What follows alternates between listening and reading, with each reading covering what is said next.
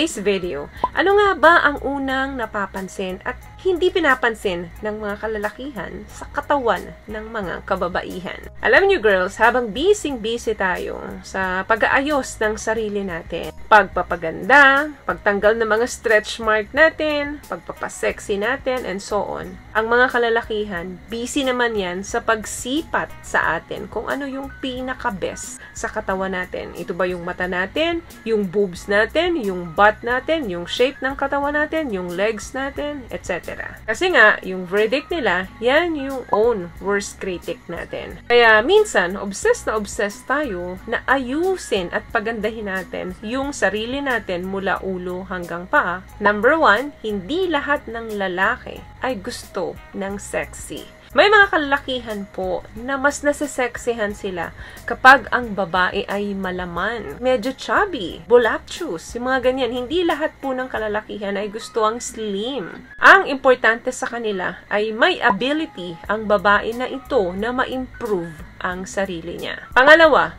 all boobs are great. Hindi lahat ng kalalakihan ay gusto malalaki ang bubelya. Hindi porkit malaki yung boobs ng isang babae, yun lang ang pwedeng tawaging sexy at masarap. Hindi po ganun yun. Any set from small to large ay okay sa kanila. Lalo na kapag gusto nila yung babae. May mga lalaking gusto na maliliit ang boobs dahil sa mga certain reasons. Meron din namang mga kalalakihan na gusto ang malalaking boobs for a certain reasons. Minsan kasi, isa sa insecurities yan ng may maliliit na boobs to the point na talagang gumagamit sila ng mga padded bra para lang mas magmukhang lumaki. Yung iba naman, nagpapagawa talaga ng boobs in order for them na tumaas yung confidence nila. Pero kung sa mga kalalakihan ang tatanungin natin, they don't care. Maliit man yan or malaki, as long na gusto ka ng lalaki, doesn't matter. Pangatlo, down there, doon sa baba ng babae. It doesn't matter sa mga kalalakihan kung ito man ay mabuhok, kung ito man ay kalbo. As long na malinis ito at mabango.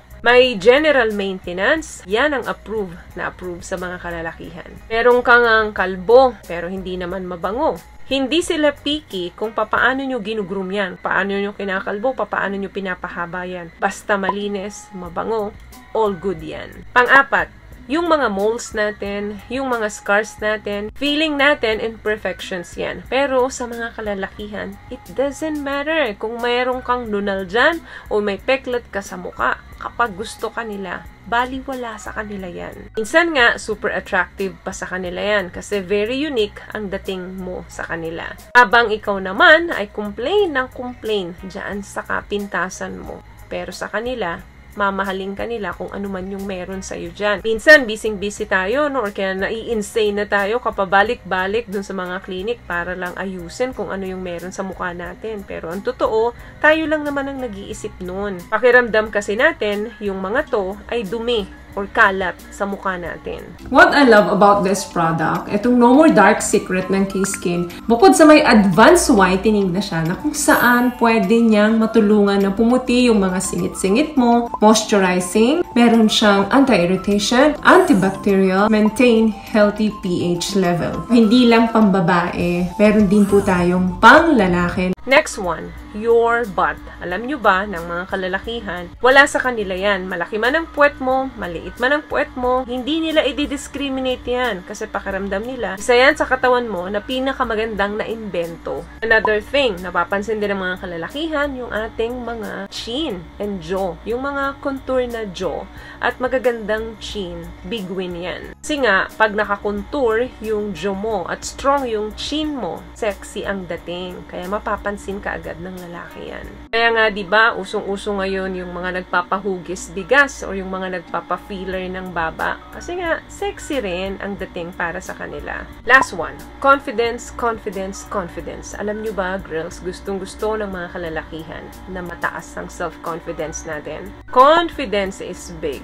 Pag feeling natin, confident tayo, very comfortable tayo sa mga galaw natin, the way we look, napapansin ng mga kalalakihan yan kung meron ba tayo nun. Kasi pag mataas ang confidence mo, ano man ang itsura mo, medyo mag-gain ka man ng weight, andun pa rin ang confidence mo. Paano ka makipagrelasyon? Confidence pa rin. Paano ka makipagtalik? Confidence pa rin. Kaya kapag nandun ang confidence, madadala natin ang sarili natin. Meaning, madadala rin natin ang relasyon natin. Girls, you have to love who you are. Eat healthy. Huwag mong iaabusuhin yung sarili mo sa alak, sigarilyo, instead of maintain overall healthy lifestyle. At magiging appealing yan kahit na kanino. So yun lamang guys ang video natin for today. I hope may naibigay po ako sa inyong tips. At kung nagustuhan niyo yung ating video, please give it a thumbs up, comment down below, and also share this video na rin po sa mga kaibigan na sa tingin niyo matutulungan ng video natin. Once again, palagi po kayong mag-iingat at palagi po kayong manalangin. Thank you guys for watching and see you on my next one. Always love yourself and be a blessing. Bye!